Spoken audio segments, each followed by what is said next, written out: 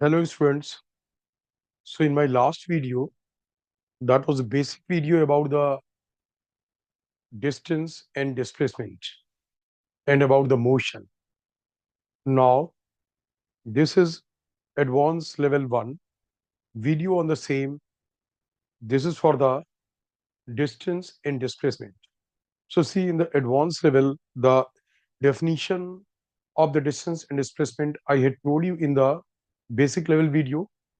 Now the applications of distance and displacement. So you see here the first example. So this will be about distance and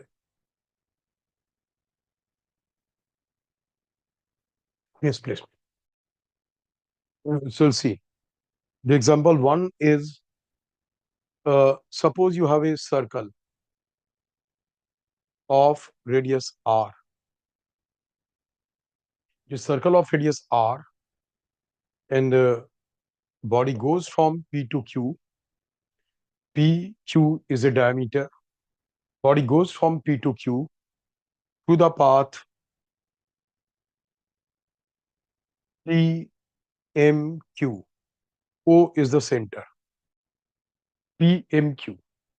So now see for the path PMQ, path PMQ. Displacement becomes what? It's simple. There's 2r, है ना? Displacement तो बिल्कुल easy है निकालना. There's what 2r और जो distance होगा it will be this. It is given that this angle is 60 degree. ये angle 60 degree. So if this angle is 60 degree, then you see जो भी ये angle M होगा that will be right angle triangle. You know from the geometry. और मैंने आपसे पहले ही बताया था फिजिक्स में अगर आप बोलें कि फिजिक्स में एक कॉम्प्लिकेटेड क्वेश्चन क्या होता है तो some time the description of the physical situation of the question is tougher और अदरवाइज जो एक एवरेज लेवल से थोड़े से भी ऊपर के लेवल के क्वेश्चन है उनमें डेफिनेशन वही फंडामेंटल डेफिनेशन लगेगी. थोड़ी सी ट्रिग्नोमेट्री कई बार टफ हो जाती है उसमें थोड़ा सा कोई ज्योमेट्री का एप्लीकेशन आ जाता है सॉलिड ज्योमेट्री का एप्लीकेशन आ जाता है. तो यहाँ पे आप देखोगे ये 60 डिग्री है तो जो राइट एंगल ट्राइंगल है right angle triangle P M Q क्योंकि ये एंगल 90 डिग्री होगा. This is property of the geometry कि कोई भी डायमीटर सर्कमफेरेंस के किसी पॉइंट पे जो एंगल सेपरेट करेगा that be what right angle. So इससे आपको पता लग गया कि और ये लेंथ इसकी hypotenuse is what 2r.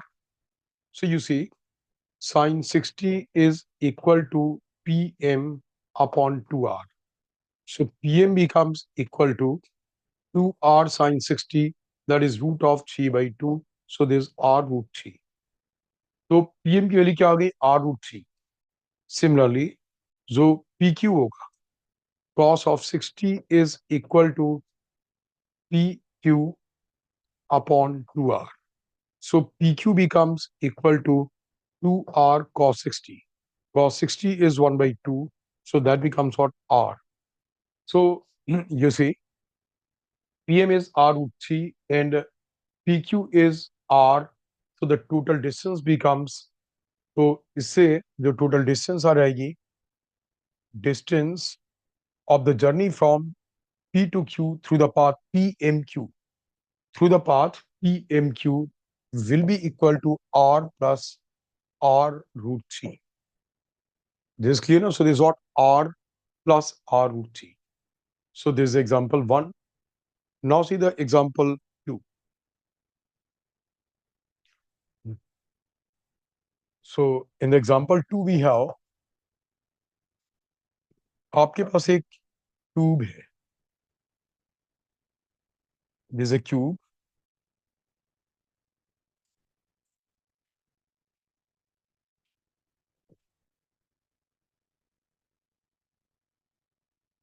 This is a cube. अब एक पार्टिकल का पाथ है from P Q R S. It goes from P to Q. Side इसकी A है क्यूब की. It goes from P to Q, Q to R, R to S. आपको इस पूरे पाथ के लिए बताना है कि साइड इसकी ए है, ठीक है ना। So you'll see here path हुआ, path is what it goes from P to Q, then from Q to R, then from R to S. There's a path. तो जहां तक डिस्टेंस की बात है, डिस्टेंस निकालना इजी है। You see distance is what, distance है यहाँ पे आप देखेंगे डिस्टेंस है a plus a plus a, that is what 3a, है ना। Distance becomes what a plus a, so that is what 3a, a plus a plus a, so this becomes 3a।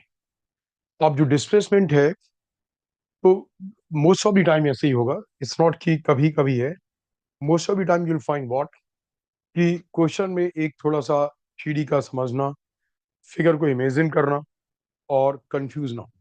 क्योंकि सबसे पहले आपको ये ट्रस्ट करना है कि कोई भी क्वेश्चंस जो कि कॉन्सेप्चुअल होते हैं, किसी स्टोरी पे बेस्ड नहीं होते हैं, बिल्कुल फंडामेंटल लॉज, फंडामेंटल मैथमेटिक्स। अब यहाँ पे आपको ये डिस्टेंस निकालनी है, ये see this the shortest path E S. So जो इसका डिस्प्लेसमेंट होगा,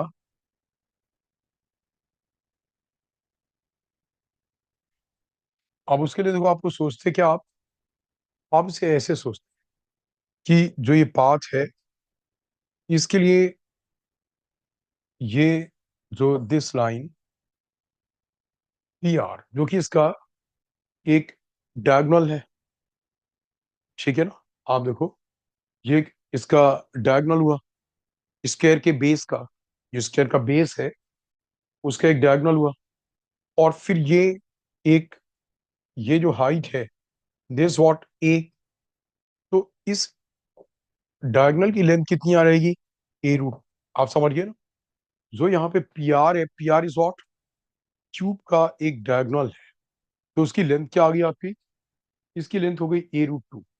और ये राइट एंगल ट्राइंगल बन गया। मतलब राइट एंगल ट्राइंगल क्या, right angle triangle is P R S, है ना। ये इसका बेस हो गया, ये हाइट हो गई, और ये hypotenuse will be what, it will be P S. So इसमें जो पी एस होगा, P S will be square root of P R square plus rs square. So that becomes what, square root of PR is what, a root 2.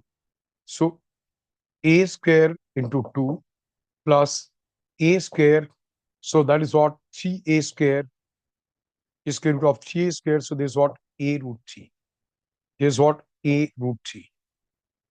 मे भी आप में से कई बच्चों को याद भी होगा कि जो ये वाला डायगोनल है, इसकी लेंथ a रूट 3 होती है, ठीक है ना। इसकी लेंथ क्या होती है, ए रूट 3। मतलब सिंपल, थ्री डी में व्हाट, ए और ए, सो दिस ए रूट। अब ये ए रूट 2 है, फिर आप इससे ऊपर गए तो इस राइट एंगल ट्राइंगल में क्या होगा, it will be a root 3।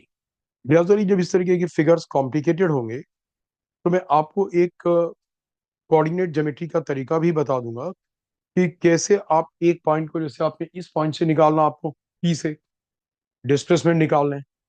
फिर जब आपको पी पॉइंट से डिस्प्लेसमेंट निकालना, तो आप उसे ओरिजिन मान लेते हो। फिर ओरिजिन मान करके आप जिस पॉइंट तक का डिस्प्लेसमेंट निकालना है, तो डिस्प्लेसमेंट में तो फाइनल पॉइंट मैटर करेगा। आपको जिस पॉइंट तक का डिस्प्लेसमेंट निकालना है, उस पॉइंट का इस ओरिजिन के रिस्पेक्ट में कोऑर्डिनेट निकाल लिया।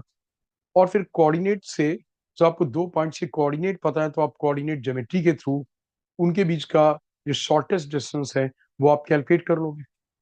जब भी gradually you will begin to feel कि क्वेश्चन कुछ कॉम्प्लिकेटेड हो रहा है, so this is the trick that you will do it, ठीक है ना। अभी फिर भी ये मैं एडवांस लेवल 1 बता रहा हूँ, फिर भी इसमें क्वेश्चंस क्या हैं, वो कोई बहुत टफ नहीं है, they are easy questions. Now see, अब इसका नेक्स्ट एग्जांपल आप देखेंगे, एग्जांपल 3।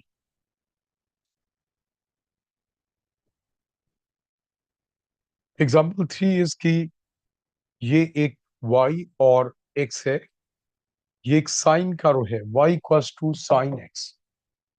सो मे बी कि बच्चों स्टार्टिंग में आपने साइन कर्व ड्रॉ करना नहीं सीखा हो, y को टू साइन x, वो कर्व मैं ड्रॉ कर देता हूँ। आप ट्रिग्नोमेट्री में 10th क्लास में ग्राफिकल ये ग्राफ्स नहीं होते हैं, बट 11th क्लास में ट्रिग्नोमेट्री में आप ये ग्राफ्स सीखते हो, तो ये ग्राफ कुछ ऐसा होगा। Now see this point is A, this B, this C, this D. अब आपको निकालना क्या है? आपको निकालना है जो बॉडी का पाथ है वो है A B C D. Path is what? A B C D. ठीक है ना? A B C D E. आपको डिस्प्लेसमेंट एडी निकालना है, displacement AD. This what displacement what? AD. तो जो डिस्प्लेसमेंट एडी है ये वाला पार्ट, आप लोगों स्टूडेंट्स को लगता क्या है ये तो एक ट्रिग्नोमेट्रिक ग्राफ है, यहाँ पे इसकी वैल्यूज और इसकी वैल्यूज किस तरीके से क्या होंगी। तो ये मैंने देखा कई बार हो कि बच्चों को जो ये मैथमेटिकल चीजों का इन्वॉल्वमेंट जैसे जैसे फिजिक्स में आता है, दे फील इट कॉम्प्लिकेटेड, जबकि mathematics is a very exact science, है ना? बहुत एग्जैक्ट साइंस है। तो आपको कुछ डिविएट नहीं होना है, ठीक है ना? वो फंडामेंटल मैथमेटिक्स आपको धीरे धीरे आई जाएगी, है ना? जहां पे आएगा मैं भी सिखाऊंगा फिजिक्स में। आप लोग यहाँ पे एडी डिस्प्लेसमेंट, तो एडी डिस्प्लेसमेंट के लिए यू सी हम यहां से डिस्प्लेसमेंट निकाल, आप देखो ट्रिग्नोमेट्रिकली ये क्या होता है? पाई by to, this what pi, and this what 3 pi by 2। तो बच्चे जो ने कि आपको 10th क्लास से इतना पता कि sine pi by two sine 90 degree, और sine pi by two is what 1, फिर पाई बाई 2 होगा और ये वैल्यू क्या होगी? ये वैल्यू 1। ऐसे यहाँ पे याली वैल्यू क्या होगी? -1।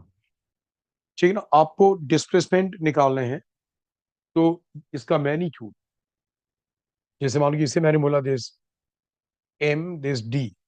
एम डी लेंथ कितनी होगी?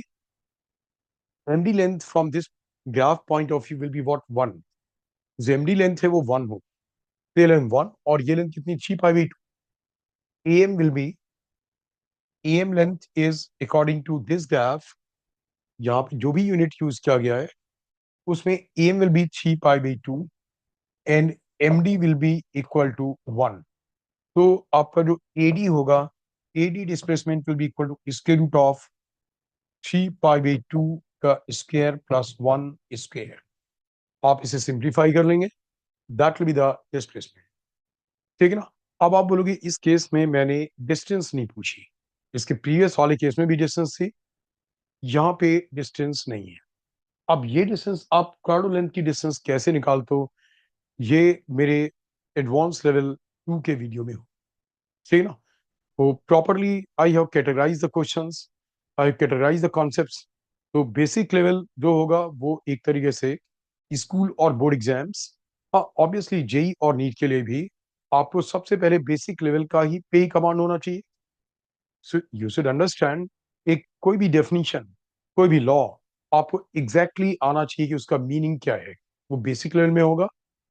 एडवांस लेवल 1 में जो बेसिक लेवल के क्वेश्चंस उनसे थोड़े से अच्छे क्वेश्चन, आप कह सकते हैं इस टाइप के सारे क्वेश्चंस जेई मेन और नीट के लिए सुटेबल है। और एडवांस लेवल 2 में जो क्वेश्चंस और कॉन्सेप्ट्स होंगे वो सुटेबल होंगे फॉर द जेई एडवांस। आप लोग यहाँ पे कि इसकी जो डिस्टेंस होगी, कर्ड पाथ की लेंथ, तो कर्ड पाथ की लेंथ कैसे निकालते हैं मैं एडवांस लेवल वाली वीडियो में, डिस्टेंस और डिस्प्लेसमेंट की वीडियो, हाँ एडवांस लेवल की डिस्टेंस और डिस्प्लेसमेंट की वीडियो कोई मतलब बहुत बड़ी नहीं होगी, मैं केवल अभी ये सैंपल वीडियोस हैं, तो मैं उसमें कोई एक दो क्वेश्चन डिस्कस करूंगा, क्योंकि इसमें जैसे ही आप एडवांस लेवल पे आते हो तो मैथमेटिक्स का रोल थोड़ा और बढ़ जाता है। तो मुझे उसमें वेक्टर्स की भी रिक्वायरमेंट होगी, और साथ में है कि ट्रिग्नोमेट्री के और अच्छे कॉन्सेप्ट्स की रिक्वायरमेंट होगी। So but I told you कि जब भी डिस्टेंस निकालना होगा, तो डिस्टेंस का निकालना, एक कॉर्ड पाथ की लेंथ का निकालना, ये आएगा जैसे सर्कल है, सर्कल में तो आपको पता है, पर आपको पैराबोला हो गया, आपको इलिप्स हो गया, या फिर कोई y को साइन एक्स कर्व है, y को 10x कर्व है, तो ऐसे कर्व्स में एक पॉइंट से दूसरे पॉइंट के बीच का डिस्टेंस क्या होगा, ये मैं आपको वहां पे बताऊंगा। ऑल राइट, सो ये इसका डिस्प्लेसमेंट आ गया। Now see next example. जो नेक्स्ट एग्जांपल है एग्जांपल 4। इस एग्जांपल 4 में we have a solid sphere. ये एक सॉलिड स्फीयर बच्चों जिसकी रेडियस आर है। फिर इसकी रेडियस आर, आप यहाँ पे देखोगे this is a centre C, और ये जो पॉइंट है दिस पॉइंट एम, ये सी एम इज एक्स। जो सी एम है इट इज एक्स, ये एक्स है, ठीक है ना। तो सी एम स्फीयर की एक रेडियस है, और उस रेडियस में सेंटर से एक्स दूर एक पॉइंट है एम। इस पॉइंट को सेंटर मानते हुए हमने एक सर्कल ड्रॉ किया। हमने इसे सेंटर मानते हुए एक सर्कल ड्रॉ किया, मतलब एम इसका सेंटर है। तो जो एम पॉइंट है सेंटर से सी डिस्टेंस दूर है, और उस एम पॉइंट को सेंटर मानते हुए एक सर्कल ड्रॉ किया, जिस सर्कल की रेडियस कितनी हो गई। ये एग्जामिनर नहीं देंगे, एग्जामिनर आपसे कल ये पूछेंगे, जैसे यहाँ पे पूछा गया कि ये जो लेंथ है with this point is N and this point is P. तो ये जो लेंथ है P N distance and P N displacement, P N displacement, ये आपको बताना है। जैसे ही मैं भी आपसे बोल रहा था कि फिजिक्स में क्वेश्चंस का कॉम्प्लिकेशन कॉन्सेप्ट्स के पॉइंट ऑफ व्यू से तो रिलेटिवली कम होता है। फिजिक्स को एक्सप्लेन करना, वो कोई भी ग्रेजुअली आप लॉज ऑफ मोशन में आओगे, वर्क पावर एनर्जी में आओगे, रोटेशनल डायनामिक्स में आओगे, जिस रोटेशनल डायनामिक्स में बहुत अच्छे अच्छे कॉन्सेप्ट्स हैं। बट मेन चीज क्या है कि देर आर टू थिंग्स। एक तो कई बार फिजिकल फिनोमिनन, लॉ तो बड़ा सिंपल होगा और लॉज बहुत कम है फिजिक्स में, लेकिन जो फिजिकल फिनोमिनन होगी, जब आप उस फिजिकल फिनोमिनन में वही जो पैरामीटर्स आपको बिल्कुल स्कूल और बोर्ड एग्जाम्स की डेफिनेशन में भी हैं पैरामीटर्स, उन्हीं पैरामीटर्स का कैलकुलेशन करना होगा। तो आपको उसका विजुअलाइजेशन, उसके लिए फिजिक्स के फंडामेंटल लॉज कैसे वर्क करेंगे, वो टफ हो जाता है। दूसरी चीज, एक मैथमेटिकल कॉम्प्लिकेशन होता है। जैसे यहाँ पे क्या हुआ, आप ये सब कुछ थ्री डी में इमेजिन करना, क्योंकि ये स्फीयर है, क्योंकि this is what, it's an sphere. तो आपको थ्री डी में ये इमेजिन करना, ये आपके लिए थोड़ा सा मुश्किल हो जाता है। आप देखो यहाँ पे कभी भी प्रॉब्लम की टफनेस को आप एक साथ, जैसे होता है ना, एक साथ ये क्या बन गया, कैसे निकालें, ऐसे नहीं देखोगे आप। बिल्कुल एक एक स्टेप, एक एक चीज बहुत ही बारीकी से और पेशेंस के साथ सोचो। जैसे अगर ये पी एन एक सर्कल की आर्क है, ये स्फेरिकल स्फीयर के सरफेस पे है, बट ये क्या एक सर्कल की आर्क है। अब आपको एक आर्क की लेंथ निकालनी है, तो आपसे जो आर्क की लेंथ निकालने का तरीका क्या हो सकता है, अगर आपको उस सर्कल की रेडियस बताओ और साथ में वो आर्क सेंटर पे कितना एंगल सबटेंड कर रही है, वो आर्क सेंटर पे कितना एंगल सबटेंड कर रही है। सो लुक एट दिस, यहाँ पे पी एन भी रेडियस आर है, और P C N, I am sorry, C N भी आर है, और सीपी भी आर है। सीपी भी क्या है, आर है। ये दोनों आर है।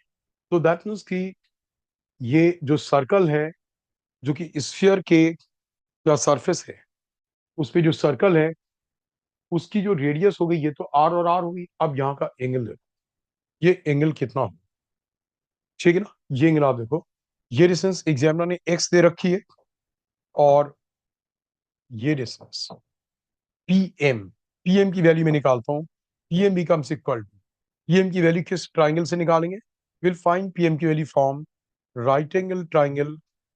जो राइट एंगल ट्राइंगल है,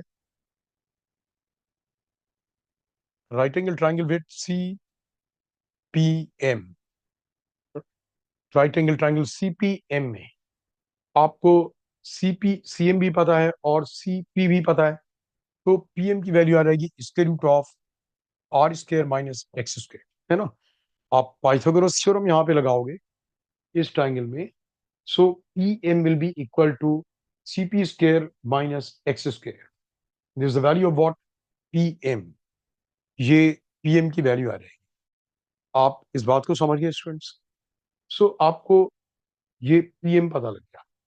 अब जब आपको पी एम की वैल्यू पता है, ठीक है ना, तो आपको इसे, आप इसकी वैल्यू निकाल लो. आप डायरेक्टली भी निकाल सकते थे एंगल थीटा.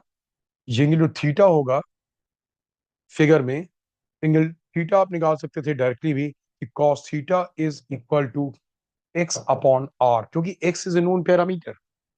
तो cos theta becomes equal to what, cos theta becomes x divided by what, r. और मैंने क्या बोला, अगर आपको किसी सर्कल की कोई r कैलकुलेट करनी है, तो जो यहाँ पे डिस्टेंस pn है, डिस्टेंस pn, मैं ऐसे कर देता हूँ p p tn. तो p tn डिस्टेंस के लिए आपको करना क्या होगा, angle theta is equal to arc upon radius. So this becomes theta is equal to arc, arc is P T N, जो कि आपको निकालना P T N upon what, radius R. आप देखो यहाँ पे आपको थीटा की वैल्यू इस इक्वेशन से पता है ना.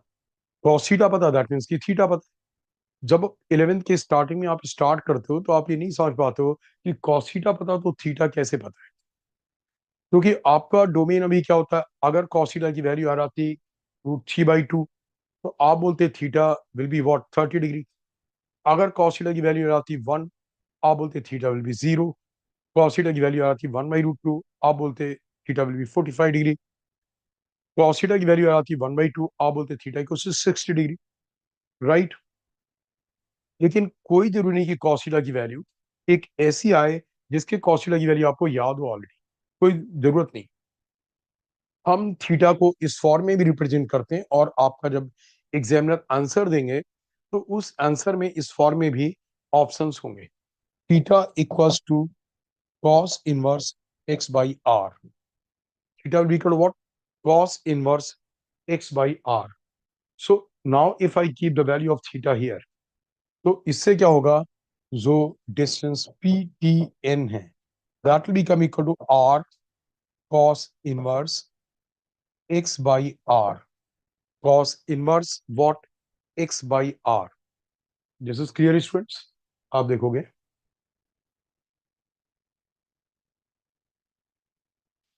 Look at this. इसे मैं एक बार साफ साफ थोड़ा सा दोबारा से लिखता हूं.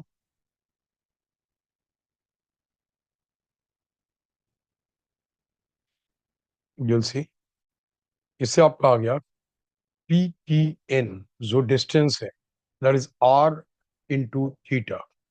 सो P T N is equal to R, और थीटा की वैल्यू यहां से cos inverse x by R. So may be कि ये बिल्कुल स्टार्टिंग है. आपको cos थीटा की वैल्यू x बाई आर है, तो theta cos inverse x by R के फॉर्म में रिप्रेजेंट करने में अभी आपको मे बी थोड़ी सी अनइजीनेस होगी. So don't worry about that.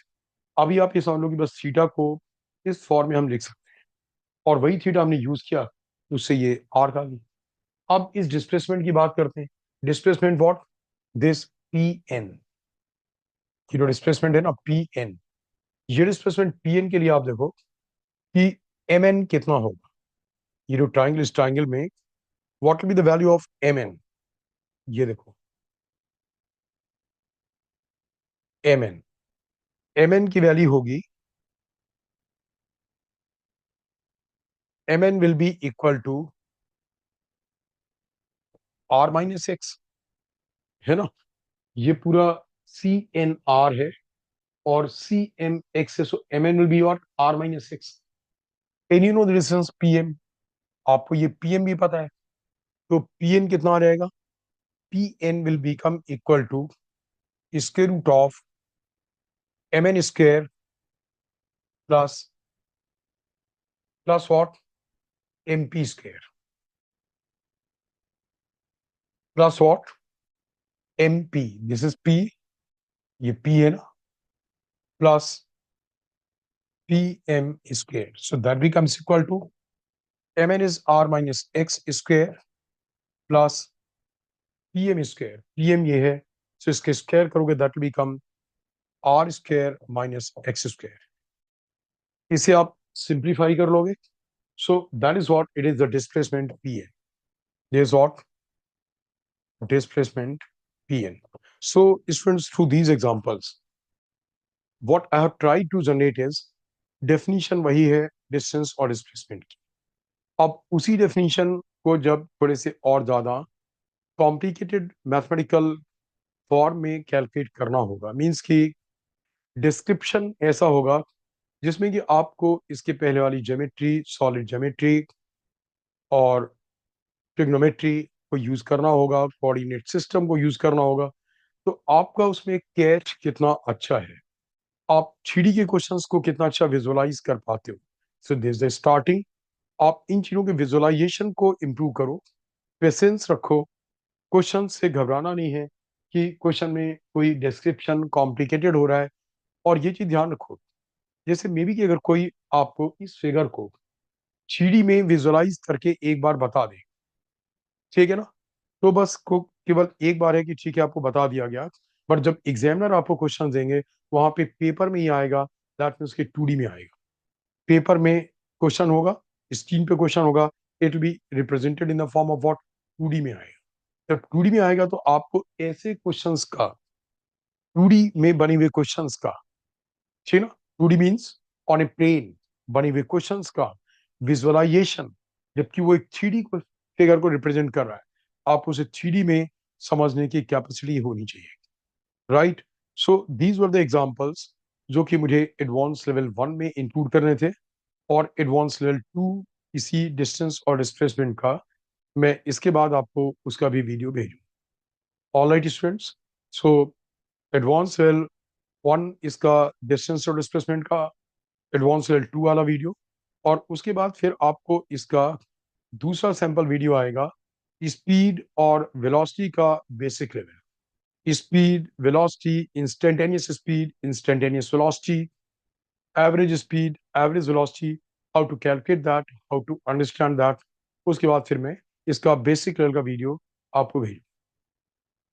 All right students, have a good time.